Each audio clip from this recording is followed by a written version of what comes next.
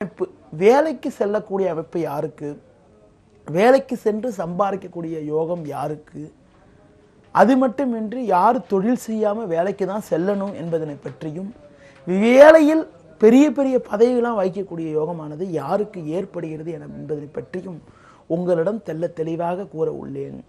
குறிப்பாக அதாவது ஒருத்தர் ஒரு இடத்துல போய் வேலைக்கு சென்று சம்பாதிக்க வேண்டும் என்று ஜாதக ரீதியாக இருந்தால் மட்டுமே, ஜாதக ரீதியாக ஒரு சிறப்பான கிரக அமைப்பு இருந்தால்தான் ஒரு உயர்ந்த பதவியை அடையக்கூடிய ஒரு உன்னதமான அமைப்பு ஏற்படும்.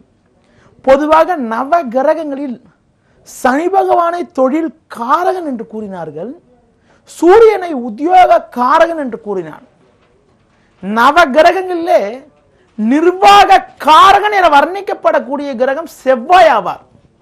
ஒருவரின் ஜாதகத்தில் செவ்வாயானவர் 10ல் அமைய பெற்றிருந்தாலும், 10ஆம் அதிபதி சேர்க்கை பெற்று செவ்வாய் அமைய பெற்றாலும், செவ்வாயானவர் ஆட்சியோ உச்சமோ பெற்று இருந்தாலும் அது ரொம்ப அற்புதமான அமைப்பாகும்.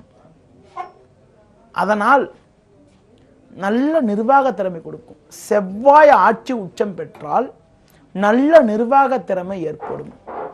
நல்ல நிர்வாக திறமை ஏற்படுவதன் மூலமாக எந்த ஒரு வேலையில் ஈடுபட்டாலும் மற்றவர்களை வழிநடத்தக்கூடிய யோகம், மற்றவர்களை வழிநடத்தக்கூடிய யோகம் மட்டுமில்லாமல் மற்றவர்களை திறம்பட வழிநடத்தக்கூடிய அமைப்பு, அந்த அமைப்பெல்லாம் செவ்வாயால் ஏற்படக்கூடிய அமைப்பாகும்.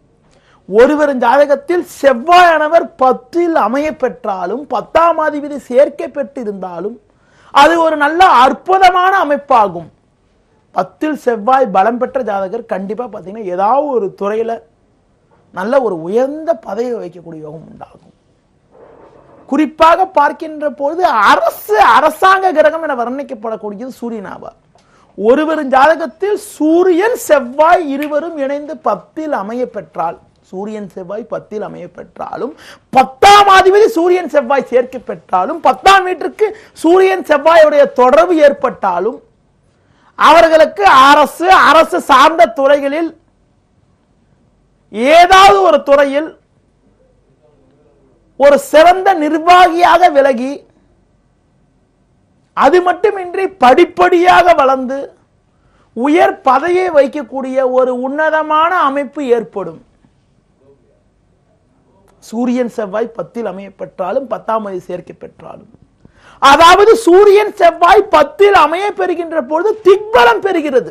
திக்பலம் என்னவென்றால் ஆட்சி உச்சத்தை விட பலமான அமைப்பாகும். 10ல் சூரியனோ செவ்வாயோ அமைய பெற்றால், ஜெனரலா 10ல் சூரியன் செவ்வாய் அமைய பெற்றால் திக்பலம் பெற்றோம். 10ல் அமையக்கூடிய சூரியன் செவ்வாயானவர் ஆட்சியோ உச்சமோ பெற்றிருந்தால் அதோட பலத்தை மிகவும் பலமான அமைப்பாகும். மேஷ லக்னத்துக்கு 10ல் செவ்வாய் அமைவதும், 10ல் செவ்வாய் உச்சஸ்தானமாகும். அந்த ஸ்தானத்துல செவ்வாய் அமைவது மிக மிக சிறப்பு. அதுபோல கடக லக்னத்துக்கு 10ல் செவ்வாய் அமைவது ஆட்சி பெற்று அந்த ஸ்தானத்திலே செவ்வாய் அமைகின்ற போது பலமான அமைப்பாகும். அதே மாதிரி கடக லக்னத்துக்கு 10ல் சூரியன் அமைவது கூட மிக மிக சிறப்பான அமைப்பாகும். இதெல்லாம் சிறப்பான அரசு சார்ந்த துறைகளில் உயர்ந்த பதவி வைக்கக்கூடிய அமைப்பினை அந்த 10ல் செவ்வாயோ சூரியனோ அமைய பெற்றால் ஏற்படுகிறது. அடுத்து பார்த்தீங்கன்றால் 10ல் அமையக்கூடிய செவ்வாய் சூரியனை குரு பார்த்தால், குருவுடைய பார்வையானது 10ல் அமையக்கூடிய செவ்வாய் சூரியனை பார்த்தால் அது கண்டிப்பா ஒரு பெரிய பதவி வைக்கக்கூடிய யோகத்தினை உண்டாக்கும்.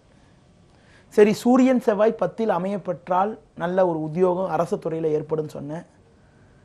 அந்த 10ல் அமையக்கூடிய சூரியன் கூட செவ்வாயோ குருவோ சேருகின்ற பொழுது அரசு துறை, அரசு சார்ந்த துறை, அரசு சார்ந்த துறையில் அரசு உதவி பெறக்கூடிய நிறுவனங்கள், குவாசி கவர்மெண்ட், செமிசா குவாசி கவர்மெண்ட் சொல்றாங்கல்ல, அந்த மாதிரி கவர்மெண்ட் போன்ற துறைகளில் சிறந்த வகையில் தொழில் செய்யக்கூடிய அமைப்பு, உத்தியோகம் செய்யக்கூடிய அமைப்பு ஏற்படும். அடுத்து பார்த்தீங்கன்னா உங்களுக்கு பார்த்தீங்கன்னா 10ல் அமையக்கூடிய செவ்வாயானவர் மற்றபடி சனி ராகு போன்ற பாவகிரக சேர்க்கை பெற்றாலும், சனி சேர்க்கை பெற்றாலும், சனி ராகு பாவகிரகம் சொல்ல முடியாது, எல்லாருக்குமே சனி பாவகிரகம் சொல்ல முடியாது.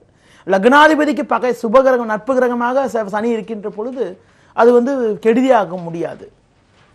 உங்களுக்கு பார்த்தால் அது போல லக்னாதிபதியே சனியாக இருக்கின்ற பொழுதோ, லக்னாதிபதிக்கு நட்பு கிரகமாக சனியாக இருக்கின்ற போது அது பாவி என கருத முடியாது, அதுவும் நல்ல பலனை கொடுக்கும். சனி செவ்வாய் சேர்க்கை, செவ்வாய் சனி சேர்ந்து 10ல் இருக்கிறது. ரெண்டு பேருமே பலம் பெற்று இருக்குது. அந்த மாதிரி அமைப்புலாம் இருந்தா தொழிற்சாலையில் இரும்பு சம்பந்தப்பட்ட தொழில் நிறுவனங்களில், டிரான்ஸ்போர்ட் டிபார்ட்மெண்ட், ரயில்வே துறை போன்றவற்றில் கூட பதவி பெறக்கூடிய அமைப்பு, உத்தியோகம் செய்யக்கூடிய அமைப்பு. மேஷ லக்னத்தில் பிறந்தவங்களுக்கு 10ல் செவ்வாய் அமைப்பெற்று கூட சனி சேர்ந்திருந்தா அது பார்த்தா தொழில் ரீதியாக ரயில்வே துறையில் கூட உங்களுக்கு பார்த்தால் உயர்ந்த பதவி வைக்கக்கூடிய யோகங்கள், உத்தியோகம் செய்யக்கூடிய அமைப்பெல்லாம் ஏற்படுகிறது. பொதுவாக ஒருவருக்கு நடக்கக்கூடிய தசாபுத்தியானது ஜெனரலா பார்க்கின்ற போது ஒருவர் ஜாதகத்தில் 10ஆம் வீட்டில் சூரியன், செவ்வாய், சந்திரன், குரு போன்ற கிரகங்கள் பலமாக அமையப்பெற்றால், சூரியனோ செவ்வாயோ சந்திரனோ குருவோ போன்ற கிரகங்கள் பலமாக அமையப்பெற்றால் பெரும்பாலும் உத்தியோகம் செய்யக்கூடிய அமைப்பு ஏற்படுகிறது. அடுத்து பார்த்தால் ஒருவர் ஜாதகத்தில் 10ஆம் அதிபதி மறைவு ஸ்தானங்களில் இருந்தாலும் பாதக ஸ்தானத்தில் இருந்தாலும் கண்டிப்பா அவங்க சொந்த தொழில் செய்யாம உத்தியோகத்துக்கு போறது ரொம்ப நல்லது. ஏன்னா 10ஆம் இடம் தான் தொழில் ஸ்தானம் ஆகும். அந்த தொழில் ஸ்தானாதிபதி நல்ல பலமா இருந்தா தொழில் செய்யக்கூடிய அமைப்பு ஏற்படும். அடுத்து பார்த்தா பெரும்பாலும் என்னோட அனுபவத்தில் பார்க்கின்ற பொழுது நடக்கக்கூடிய திசையானது சூரியன், சந்திரன், செவ்வாய், குரு போன்ற கிரகங்களுடைய திசையாக இருந்தால் அவங்க பார்த்தா பெரும்பாலும் உத்தியோகத்துக்கு தான் போறாங்க.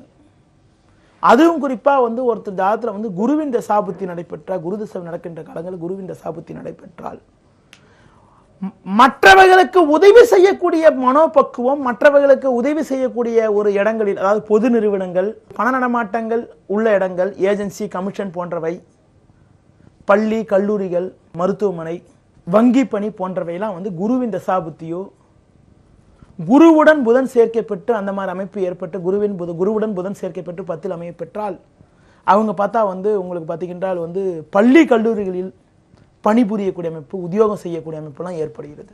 பொதுவாக பார்க்கின்ற பொழுது உங்களுக்கு குருவுடன் புதன் சேர்கின்ற பொழுது ஆலோசனை சொல்வதில் வல்லவராக இருப்பாங்க. 10ல் புதனோட குரு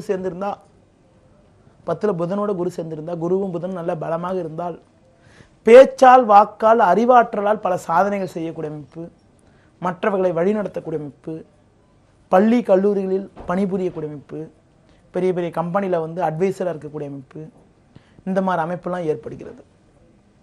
பெரும்பாலும் இந்த மாதிரி உத்தியோகம் செய்யக்கூடிய அமைப்பெல்லாம் பார்க்கின்ற பொழுது சில கிரக அமைப்புகள், அதாவது 10ஆம் அதிபதி மறைவு ஸ்தானங்கள் அமையப்பெறுகின்ற, 10ஆம் அதிபதி பலம் பெற்றதும் தொழில் யோகம், 10ஆம் அதிபதி மறைவு ஸ்தானங்கள் அமையப்பட்டிருந்தாலும், 10ஆம் அதிபதி சூரியன், சந்திரன், செவ்வாய் போன்ற கிரகங்களாக இருந்தாலும், அது மட்டுமின்றி 10ஆம் வீட்டில் இந்த சூரியன், செவ்வாய், குரு போன்ற கிரகங்கள் பலம் பெறுகின்ற பொழுதும் பெரும்பாலும் உத்தியோகம் செய்யக்கூடிய அமைப்பு ஏற்படுகிறது.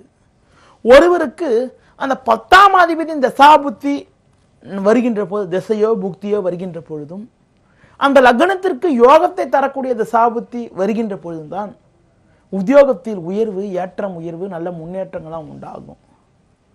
சரி, உத்தியோகத்தில் இருப்பவர்களுக்கு என்ன ஸ்தானம் நல்ல பலமா இருக்கணும்னு பார்த்தீங்கன்னா சூரியன் மிக மிக பலமா இருக்கணும். சூரியன் தான் பார்த்தீங்கன்னா மேல் அதிகாரிகளுக்கு காரகனாவார். ஒருவர் ஜாதகத்தில் சூரியன் பலமாக இருந்தாலும், சூரியன் சாதகமான ஸ்தானங்களிலிருந்து குரு போன்ற கிரகங்கள் பார்வை பெற்றிருந்தாலும் மேல் அதிகாரிகளும் நட்பெயர் எடுக்கக்கூடிய அமைப்பு, நல்ல அனுகூலத்தை அடையக்கூடிய ஒரு உன்னதமான அமைப்பு ஏற்படுகிறது. ஒருவரின் ஜாதகத்தில் சூரியனானவர் சனி, ராகு போன்ற பாவகிரக சேர்க்கை பெற்றாலும், அடுத்து பார்த்தா சிம்ம ராசியில் சனி, ராகு போன்ற பாவகிரக அமைய பெற்றாலும் அவங்க உத்தியோகத்தை செஞ்சாங்கன்னா அந்த குறிப்பிட்ட அந்த சனியோட புத்தியோ ராகுவோட புத்தியோ வந்தாலும் வருகின்ற காலங்கள் என்ன பார்த்தீங்கன்னா இவங்க என்னதான் நேர்மையாக செயல்பட்டாலும் மேல் அதிகாரிகிட்ட இவங்களுக்கு கருத்து வேறுபாடுகள், பிரச்சனைகள்லாம் ஏற்படலாம். பொதுவாக சனி, ராகு போன்ற கிரகங்கள் சூரியன் வீட்டில் அமையப்பட்டவங்க உத்தியோகம் செஞ்சுருந்தாங்கன்னா அந்த தசாபுத்தி நடைபெறுகின்ற போது கொஞ்சம் கவனத்தோடு நிதானத்தோடு செயல்படுவது மிக மிக நல்லது. நேயர்களே, எந்த மாதிரி கிரக அமைப்பு இருந்தால் உத்தியோகங்கள் ஏற்படுகிறது, எந்த மாதிரி தசாபுத்தி நடைபெற்றால் உத்தியோகத்தை செய்யக்கூடிய அமைப்பெல்லாம் ஏற்படுகிறது என்பதை பற்றியும் இன்றைய ராசி பலன் பற்றியும் உங்களிடம் சில கருத்துக்களை கூறினேன். அதாவது எந்த ஒரு விஷயத்தை பேசுகின்ற போதும் பார்த்தால் ஒரு நாள் முழுவதும் கூட ஒரு விஷயத்தை பற்றி பேசலாம். ஒரு சில முக்கிய விஷயங்களை பற்றி உங்களிடம் பேசி வருகிறேன். இன்று சில கருத்துக்களை கூறியுள்ளேன். நாளை உங்களிடம் பேசுகின்ற போது வேறு பல தகவலுடன் உங்களை சந்திக்கிறேன். நன்றி, வணக்கம்.